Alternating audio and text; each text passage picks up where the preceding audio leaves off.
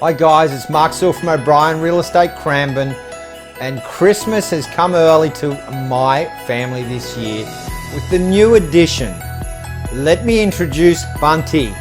Now he's our 12-week-old Burmese kitten that is currently ripping around our house at 1,000 miles an hour. I've forgotten how crazy kittens can be, and this one is an absolute maniac. Anyway, onto the content of today's video. This one will cover a couple of things. Firstly, I just want to say thank you to everyone with my best wishes for the upcoming holiday break, and I hope you all have the opportunity to catch up with your family and friends. I also wanted to say a huge thank you to everyone who has watched my weekly video updates, commented on them and shared them with their friends.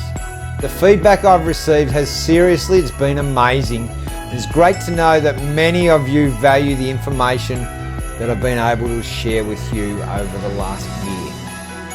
Secondly, I wanted to give you some further insights into my forecast for 2021. It is in my view that the first half of 2021 will see much of the same price growth that we've seen since the easing of lockdown restrictions over the last 3 months. Many economists are publishing very bullish thoughts ahead for property.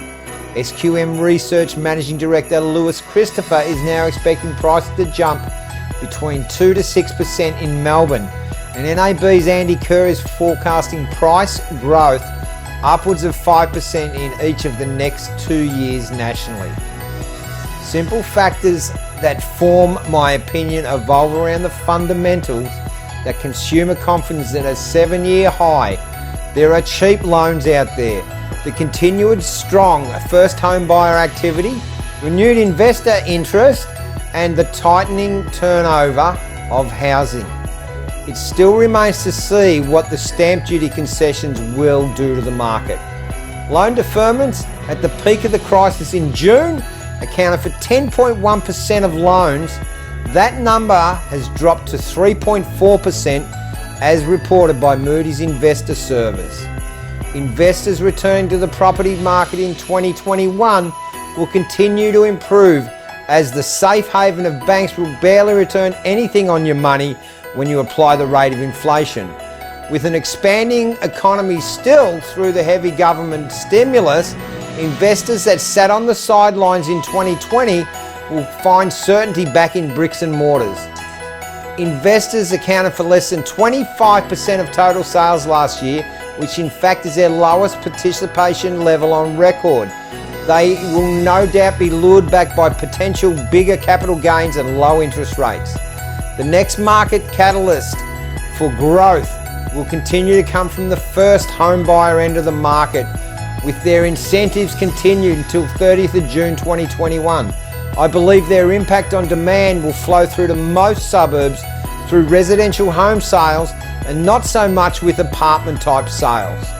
Population growth in Australia hit a 2020 snag due to the pandemic, and we know population growth is a major economic driver of growth in this country. However, with no horizon for overseas holidays, we've seen local spending increase through retail and local tourism. In 2018, we encountered the lowest birth rate on record, lowering their average to 1.74 per female born. Although that figure, not released till 2020, the speculation is that it could be around 1.6 now. Economic stability in 2021 will continue to improve. The good news is flowing at the moment on new jobs growth through the job maker, job trainer and infrastructure projects. Overall, the economy is slowly recovering, with business confidence rising and our international trade surplus now at $7.46 billion.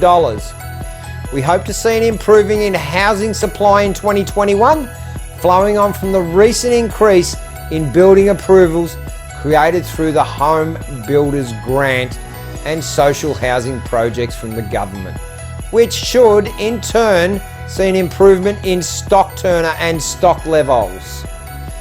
In terms of predicting suburbs that should also do well in our region, my thoughts are this. Family suburbs with great access to transport hubs and easy access to schools should do really well. Suburbs like Cranbourne North, Cranbourne East, Clyde North and Berwick will continue to be very popular in 2021. Suburbs that will provide well for investors in 2021 are in some of our newer areas which are having a huge amount of development. Those areas include Clyde, Clyde North, Officer and Pakenham. The most popular growth suburbs for the first home buyers in 2021 will be similar to 2019 and 2020. Those areas that can fit the demand for the first home buyers looking to fit into the market at a level of 600,000 and below will continue to flourish. Once again, most of the suburbs that I work in certainly fit that bill and will continue to be hot with buyers looking for new digs. And lastly, and this has nothing to do with my 2021 forecast, but don't forget our Sell with O'Brien to Win competition. Any homes launched between now and the 29th of January next year will be put into our lucky homeowners draw to win one of 3 great prizes. You could drive away in a Volkswagen Polo or update the home by winning a new home entertainment system or a new furniture package. So if you've been considering a move, get yourself on the market with me before the 29th of January for your chance to win. Anyway, that's 2020 pretty much done. Now you have a clear snapshot of what 2021 should look like. If you do need any advice regarding any aspect of the real estate market, whether it's buying, selling, or any general advice, remember I'm always here to help. Happy to take a call anytime you need me. Have a great break. Stay well, stay safe, but most importantly, have a great festive season with your family and friends. This is Mark Sewell, signing off for 2020, and Bunty says goodbye too.